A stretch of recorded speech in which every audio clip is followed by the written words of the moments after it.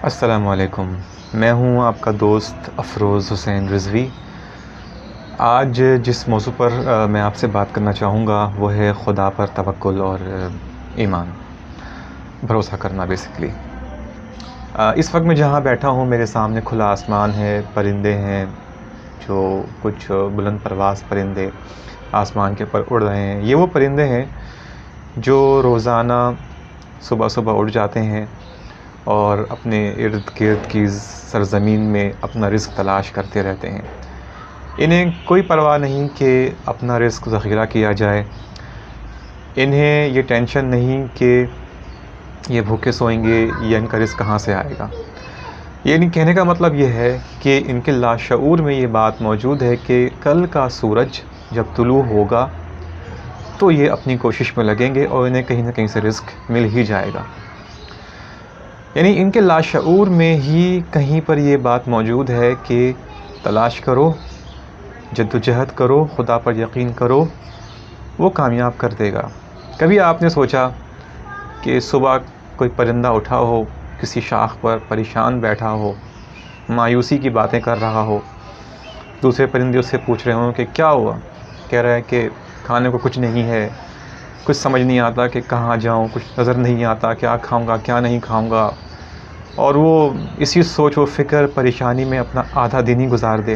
نہیں، نہ صرف پرندے بلکہ انسان کے علاوہ جتنی بھی جاندار ہیں، ایون حشرات الارض، چونٹیاں، کیڑے مکوڑے، یہ سب اس نظام کے تحت ہی کام کر رہے ہیں جس نظام کی بنیاد توکل، یقین اور امید پر ہے۔ انہیں اس بات کی امید ہوتی ہے کہ خدا ان کا پیدا کرنے والا، ان کا رازق و مالک ہے۔ لیکن انسان اس معاملے میں پرندوں اور دوسرے جاندار جو ہیں ان سے بہت مختلف ہے۔ ہماری زندگیاں مشکلات اور آسائشوں سے، ہر طرح کے حالات سے بھری پڑی ہوتی ہیں۔ بہت سارے مواقع ایسے آتے ہیں کہ جب خدا پر یقین کرنا بے انتہا مشکل ہو جاتا ہے۔ اس بات کو سمجھانے کے لیے میں ایک حکایت پیش کرنا چاہتا ہوں کہ ایک شخص تھا جو کلائم کرتا تھا پہاڑیوں پر، پہاڑی چڑھتا تھا۔ تو وہ پہاڑی پر چڑھ گیا، رات کا وقت تھا، لیکن اچانک اس کا پاؤں پھسلا اور وہ پہاڑی سے نیچے کی جانب گرنا شروع ہوا۔ گرتے گرتے گرتے گرتے بس اب وہ گر کے مرنے والا تھا کہ اچانک اس کی رسی کہیں کسی جگہ سے اٹک گئی اور وہ جھولنے لگا۔ اب رات کا وقت، اندھیرا، ٹھنڈ کا موسم، گھبراہٹ، پریشانی، تنہائی، وہ بہت زیادہ گھبرا گیا۔ لیکن بہرحال اس صورتحال میں بھی وہ زمین پر نہیں گرا، مرا نہیں، اور وہ رسی سے جھولنا شروع ہو گیا، کہیں اٹک گئی اس کی رسی۔ اس دوران اس نے سچے دل سے خدا کو پکارا اور کہا کہ خدا میری مدد کر، مجھے بچا لے۔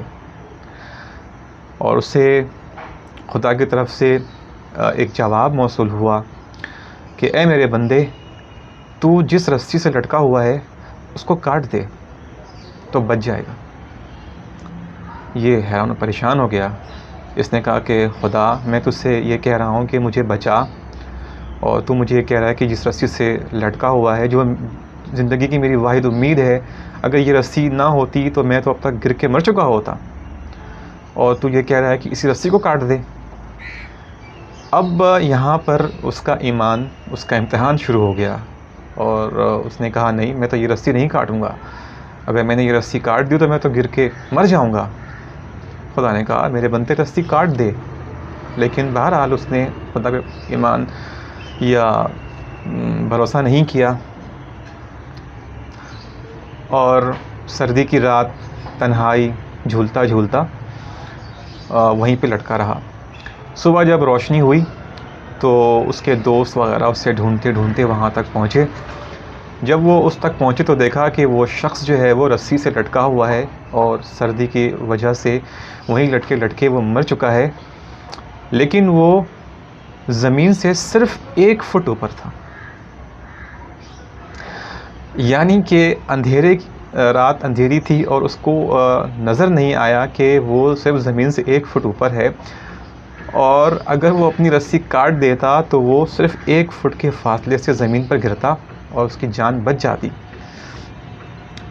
اس حکایت میں ہمارے لیے یہی پیغام ہے کہ بعض دفعہ ایسا لگ رہا ہوتا ہے کہ جو کچھ میرے ساتھ ہو رہا ہے وہ میرے حق میں بہتر نہیں ہے، لیکن وہی ہمارے حق میں بہتر ہوتا ہے، چونکہ ہمارا ویژن کلیئر نہیں ہوتا ہے۔ وہ اس حکایت میں وہ شخص اس اندھیری رات میں اس کا ویژن کلیئر نہیں تھا، لیکن خدا ہر چیز پر سمیع علیم ہے، وہ بصیر ہے، وہ ہر چیز کو دیکھتا ہے، وہ اس کے سامنے ہر چیز واضح روشن ہے۔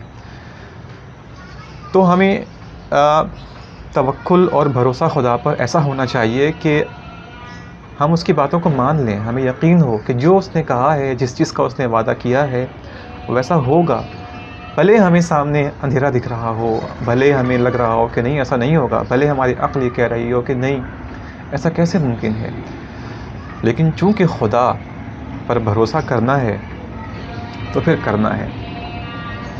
اللہ تعالیٰ سے دعا ہے کہ وہ مجھ سمیت ہم سب کو خدا پر کامل یقین اور توکل کرنے کی توفیق عنایت فرمائے۔